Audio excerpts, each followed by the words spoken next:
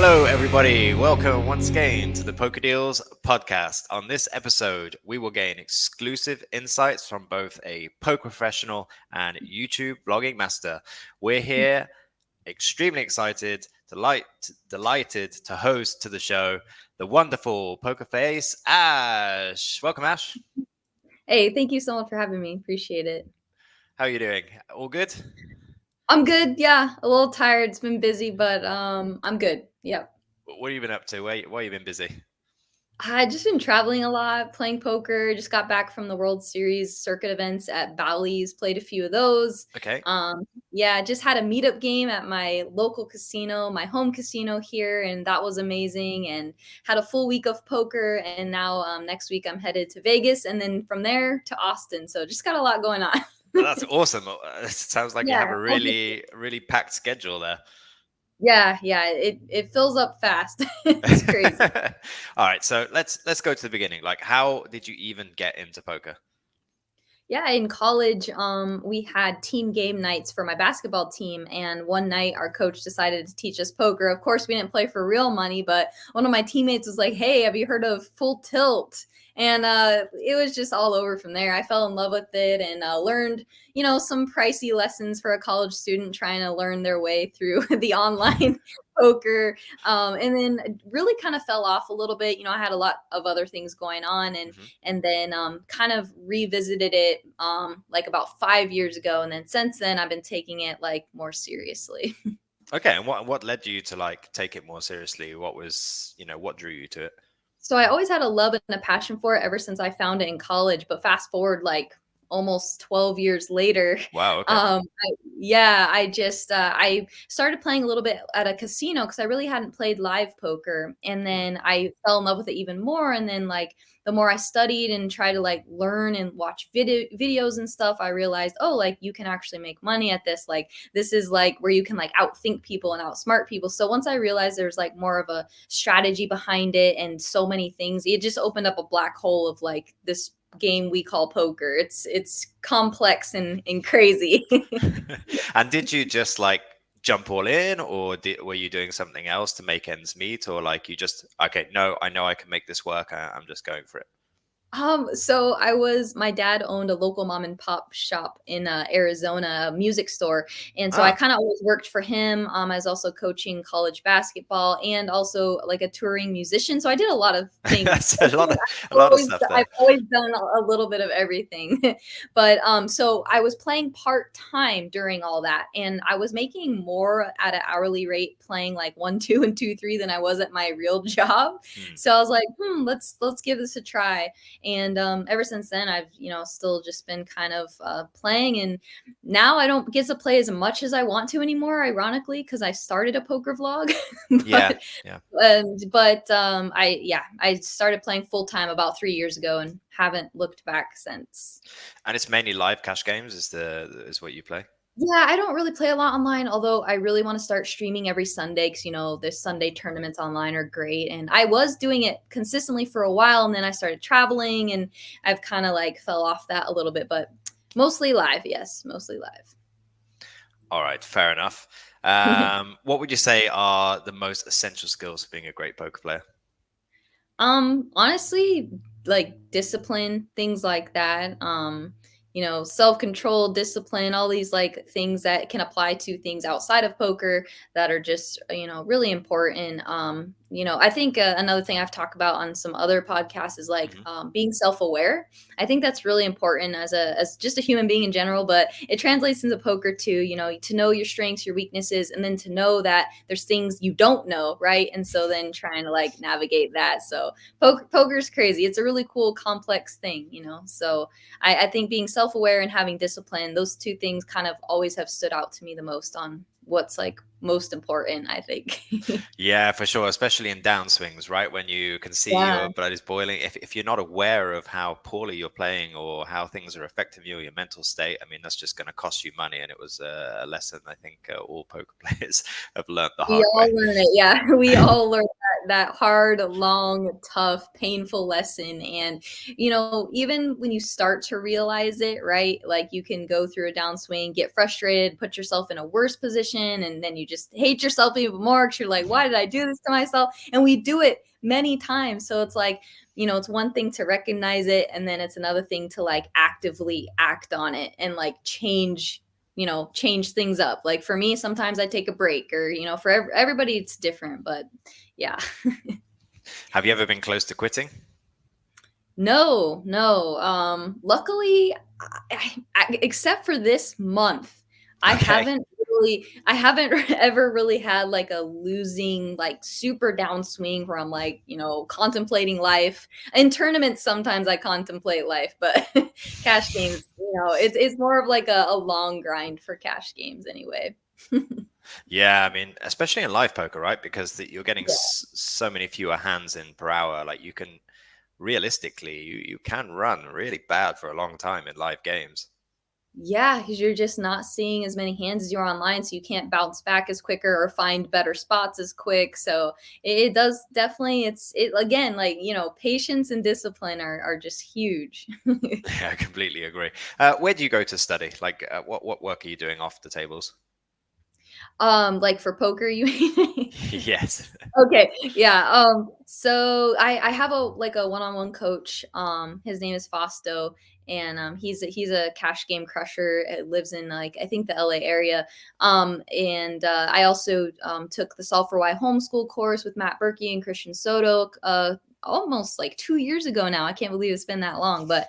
And then like advanced poker training, there's like been so many sites that like or coaches or people that I've like been able to like bounce hands off or just discuss and talk about poker. I have my own Discord channel. So we talk about hands in there and stuff. But yeah, a few training sites and then some one-on-one coaching is kind of what I've been doing lately. Nice. So, if someone was to say, "Okay, Ash, I'm thinking of playing live poker cash games," what would be like your top three tips? Um, kind of learn the live. I actually just did a article in a magazine about like your first time going to go play live at a Okay. Okay. casino. Yeah.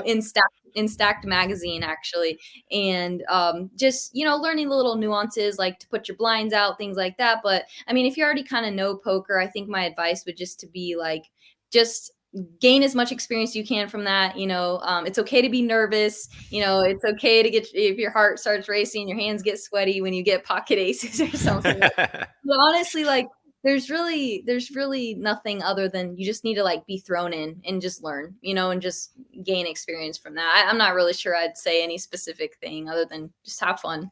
Yeah, that was something James Hartigan was saying for sure. Like, just have fun. Like, if you're going to go to these Yeah. events and you're going to play, like 5 days or whatever, just make sure you have fun. Don't try and register every minute to every tournament and fill up your schedule and don't see anything. That was his key tip. So he agrees with you there.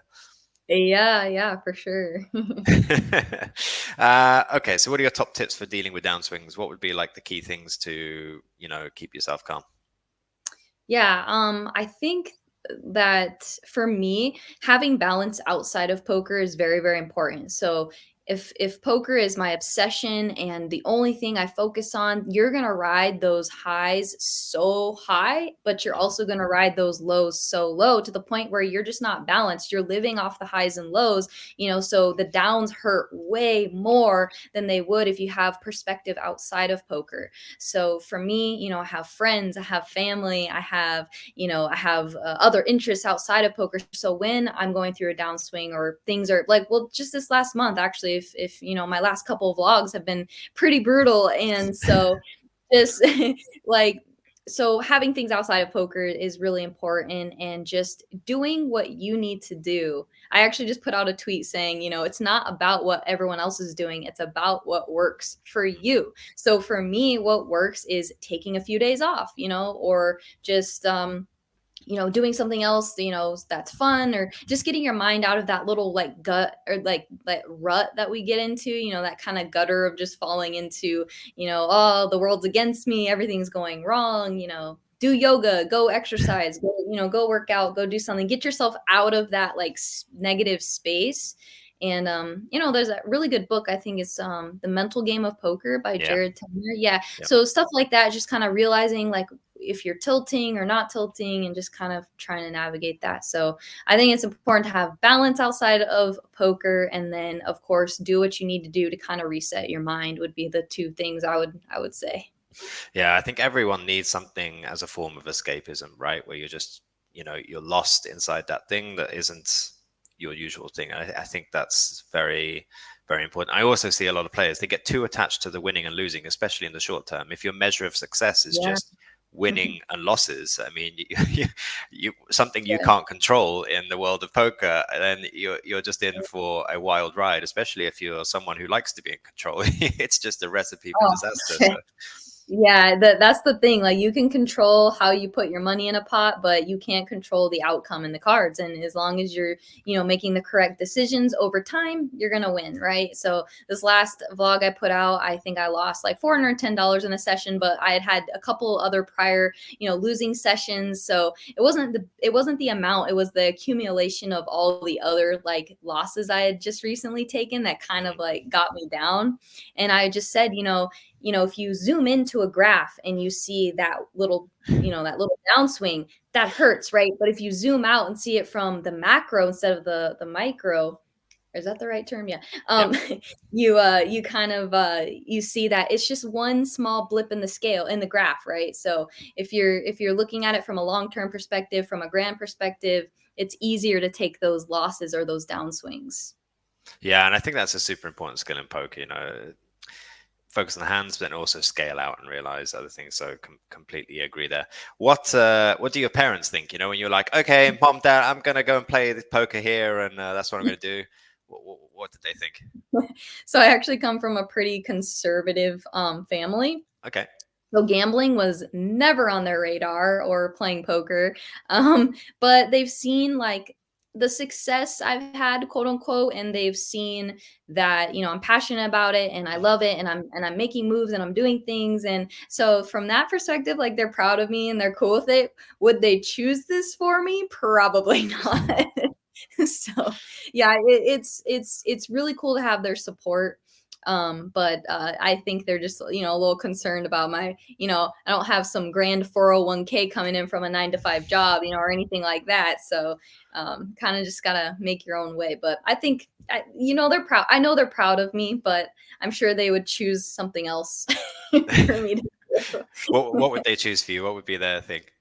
They would probably want me to like work in a church or something. Okay, okay, okay. So that's quite the opposite end. They're very into church and stuff, so that would probably be the ideal thing. Or being a touring musician. They always loved when I played in bands and stuff. You still play?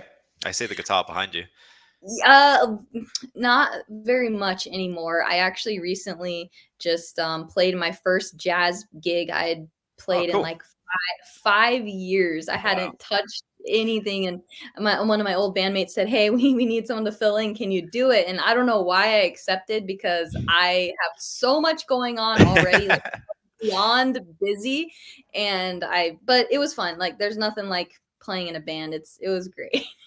Yeah, it is really fun for sure. I mean, I play some instruments myself, and I just remember Oh, it's cool. it's just one of those like for me, it's escapism. You just forget Yeah. everything else, and it's just really really fun. So, like, you have poker, which is different from what you were doing before, and then you decide to vlog. Like, what happened here? Because that's a whole other element that you've got going on. Yeah, like I didn't want to. You didn't want to, you were forced to. I guess. Like I had some conversations with Andrew Nemi and Jamin, Ah, who yes. kind of became friends before I started vlogging a little bit, although I've gotten to know them a lot better after I started vlogging. But they said, Ashley, like there's no one else doing it. Like Yeah. the poker world needs you. Like get in there. And I was like, I don't want to share how I play hands with people. I'm just gonna get filleted alive for how bad I am. And they're like, it doesn't matter. Just start, just do it. And I was already kind of doing a little bit of like vlogging, but on Uh-huh. my Instagram, like I would Okay. post stories and like edit videos on Yeah. there. And they're like, "You're pretty much already doing it. Just freaking do it." And I was like, "Fine, fine." So I started one, and my first couple were, really kind of rough, like beginner ones. And then I Nice. started to kind of get the hang of it. And since then, of course, the vlog's gotten a lot better, I hope, anyway, people would think. Well, it's growing super fast, right? I mean, I remember when we looked at your profile a while back, and we see the growth from then to now. I mean, it's really gone quite quick. You've done an amazing job of that. So Yeah, I think it's probably one of the fastest growing poker vlogs that I've seen, besides maybe one other one. But I don't know how it grew that fast, but I'm super happy about it. Like it's really motivating to like want to keep going, right? When you have support, you see people are actually like liking the content you're putting out, so it's just extra motivation to keep doing it for sure. so what are you trying to achieve with the vlog? I think it's really important to me to represent women in poker really well. I'm, Okay. WPA advocate, Women's Poker Association, and I want to be a light in a sometimes dark community, and a Yeah. sometimes a little bit negative. There's a lot of maybe negative connotations with poker. Like I want to be a good advocate for the game, and I've since starting my vlog, I've had a couple people come up to me and say like your vlog like pulled me out of a depression, or I was feeling super down and your vlog gives me something to look forward to. Like that at the end of the day is like Mm. it for me, like that I can bring joy to someone's day, that I can give them something to look forward to. Like that to me is just huge. Like, and I would want to be doing that in anything, whether it was poker or Yeah. whatever I'm doing in life, right? Like playing music, stuff like that, or being a basketball coach, instilling, positiveness and love and hope and all these things to people. I know it sounds a little bit cheesy, but really, I mean, that's what it does for me. And so another part to that is, poker is inherently a very selfish thing. You're there to take other people's money, right? So I grew up in church. I grew up, believing we're supposed to like give to others and, serve others and things like that. So for me, something was missing when I first started playing poker, because I gave up music, I gave up coaching. So like there was no like I wasn't getting any like satisfaction really from like feeling like I was making a difference in people's lives, if that makes any sense. Yep.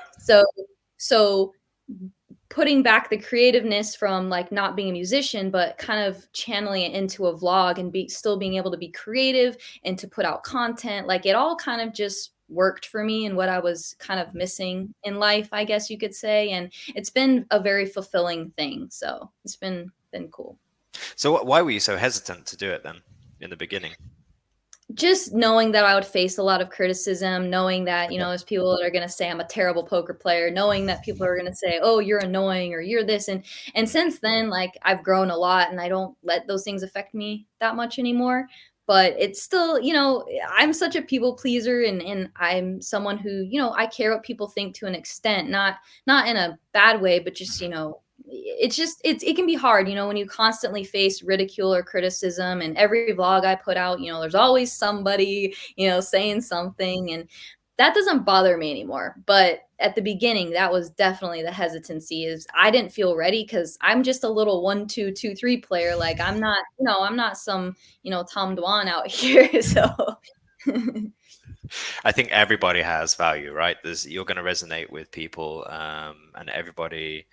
You resonate with different people, and it doesn't. You don't have to be like. I mean, not many of the Twitch streamers, are the world's best, right? They're just people that people connect with, and that's what really matters in some sense. So, like, obviously, a big well done. I mean, for those listening, you just have to jump out your comfort zone and go and do it. Like you had a lot of that. I think a lot of people just don't take those steps for the very reasons that you said. And being a yeah. poker player, being self-aware, you're like, I know why I don't want to do this, but I'm going to go and do it anyway, basically. Yeah. Yeah, and I grew a lot from it. Like I've come a long way in just over a year. And yeah, you nailed it when you said, just people shy away from like wanting to do something because they're afraid. But really, the only thing like on the other side of fear is just reaching goals and doing good things. And so it's just like getting past that, like caring what people think and all that, and it worked out. Yeah, for sure. And that's the thing in the beginning as well. Like don't try and do everything perfect. You're going to suck in the beginning. Like you Yeah. are, it is, you're not going to be the world's best at the beginning, right? So you have to start Yeah. somewhere. Otherwise, you'll Yeah, never get started. So, I get messages weekly. I'm starting a poker vlog. What's your advice? mhm. Just do it and be you. Those are the two things. Like, just do it. Don't overthink it. Like, I have some people who just don't want to put out anything because they're like, well, I gotta get the right name and I gotta, make sure I have all these graphics and that. And I'm like, no, just do it. And once you do it, just be yourself, because that's the one thing you can give to an audience that I can't. I'm Yeah, not you. I can't be you. And you nailed it too. And you said, people are attracted to you, like they want to follow you. Like, I might be a bad player. I know I'm not a great poker player, but people get invested in your journey, and they start to get to know you a little bit. And I'm trying to, like, put more of myself out there so people can kind of get to know the real me. And so all those things is what kind of builds a following, right? You want to be unique and just be you. so tell us about the creative process, because obviously there's playing poker, you're recording the hands, and then like walk us through, how do you go about putting it all together? How long does it take? I mean, Yeah. So a general rule of thumb is for every minute of a vlog is about yeah. an hour of editing time. So Wow. yeah, so if I put together a 20-minute vlog, it actually probably is a little bit more than that. But yeah, it's going to take 20, 30 hours to edit that vlog. And so I'm still learning, and it's definitely a learning process. But when I go sit down, I have a phone stand and I hit record every time I play a hand. And right after the hand, I got to write down notes, or I'm immediately going to like forget what was the board? Okay, where did they raise from? So that's already distracting enough. Yeah. Then, once I go record the session, have the notes, I go home, I review the notes, make sure they line up with the action, and that takes hours, right? Just going through each hand, making sure everything is what I'm about to say. So then I go record the audio, and then when I record the audio, there's a lot of, mess ups here and there. So I got to chop it up, I got to edit it, I got to make it, and then so that's one hand. And then I got to do like 10 of those, and then once I do that, then I plug them in and kind of make a story. So like I got an intro, then I got, the me getting to the casino, and then you kind of like put a story together. And that's one thing I'm really trying to learn is like, or one thing I've always really trying to do on my vlog is like make everything a story. So, Yeah. what story am I telling? And I've always tried to do a little bit of, and I've even gotten, like, I'm 5 minutes into your vlog and I haven't seen a poker hand yet. I'm like, well, I'm showing you where I ate and where I drank because I'm in Vegas, and there's some people who like that. Just tell So them to skip forward. It's like, dude, yeah, the poker's coming. Just skip forward. Stop whining. yeah. So like, there's those people who just want to see poker hands, but then there's also people who want to see a little bit of like the lifestyle stuff. So I actually created a second channel that I haven't even announced it on my vlog yet, on Okay. my poker vlog, but I'm going to. I was just trying to get a few under the belt first, but it's basically everything outside of the poker tables. So what I Oh, do okay. on day-to-day life, and it'll even have like, I actually put me playing in the band that I just played with. Nice. That That's was gonna in be fun. there. Yeah, I did like this Suns basketball fantasy camp, and that was me, like just random stuff like that. I just got a face procedure, so if I look weird, it's because I just got like my face microneedled, and that was on my vlog. But so I kind of like try to find a balance between giving people the poker hands, but then also like putting a little bit of my own like creativity into it.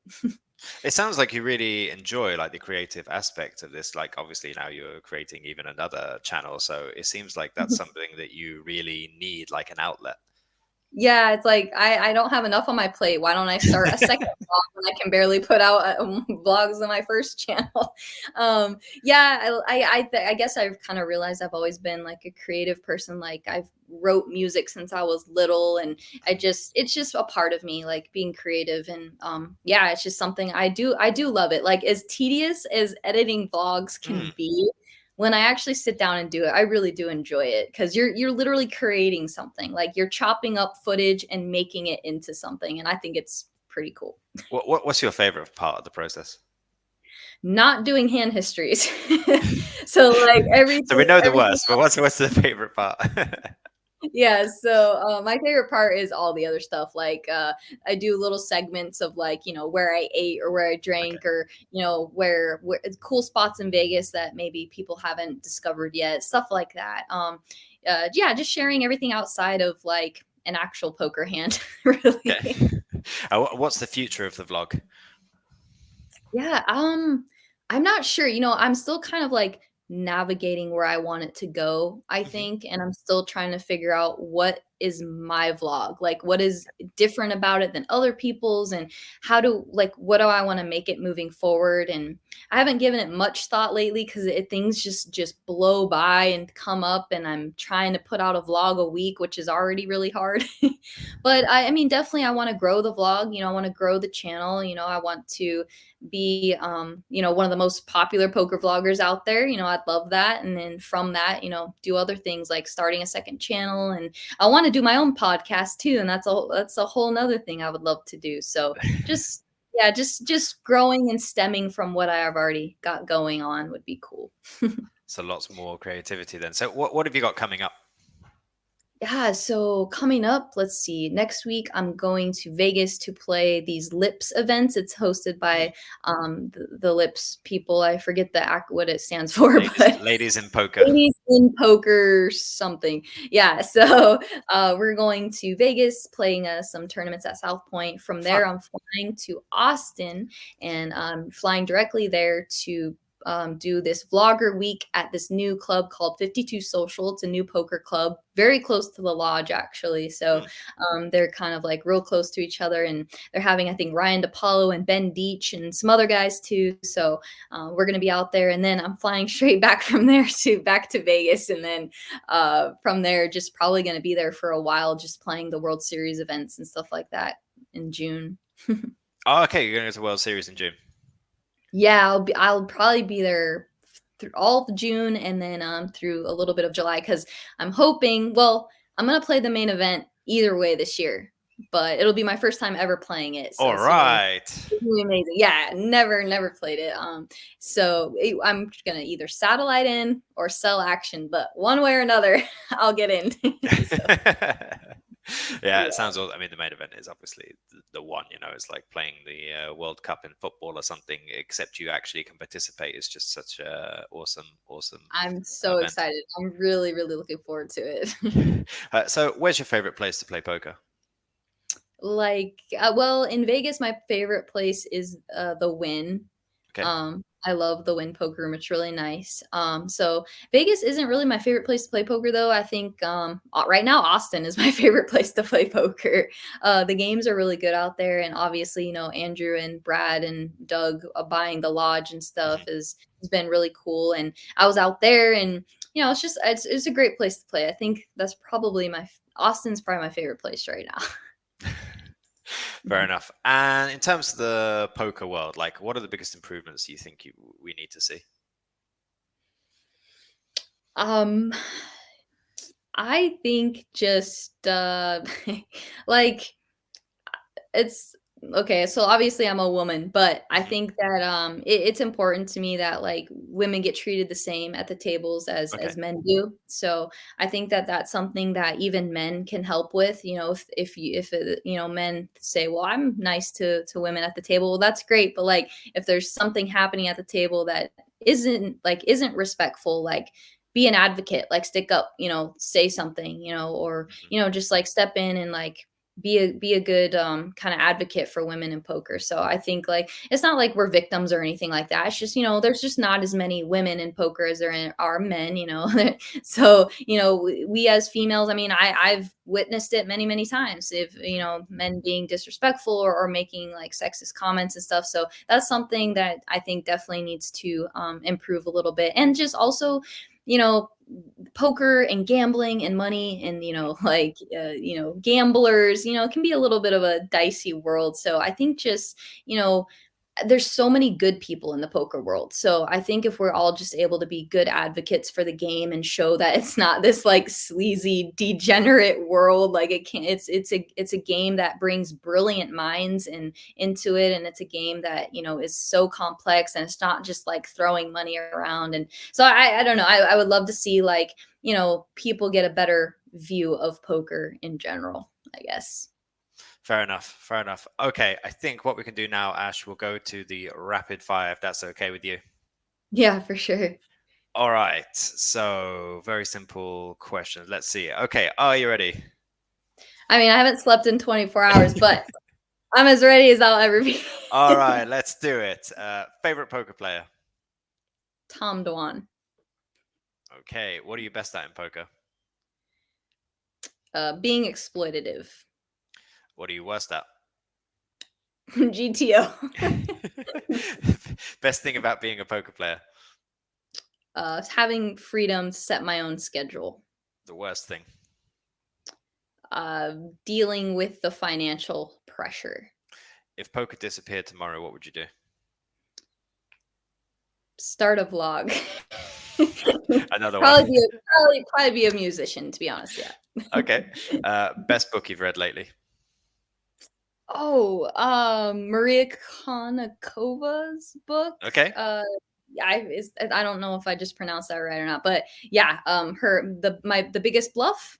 Yes, I think that's what it's called. Super refreshing book. I loved it. It was super cool. Nice. Favorite movie? The Count of Monte Cristo. Okay. The newer one. The newer one. It's still old, but the newer one. Okay. Favorite place in the world?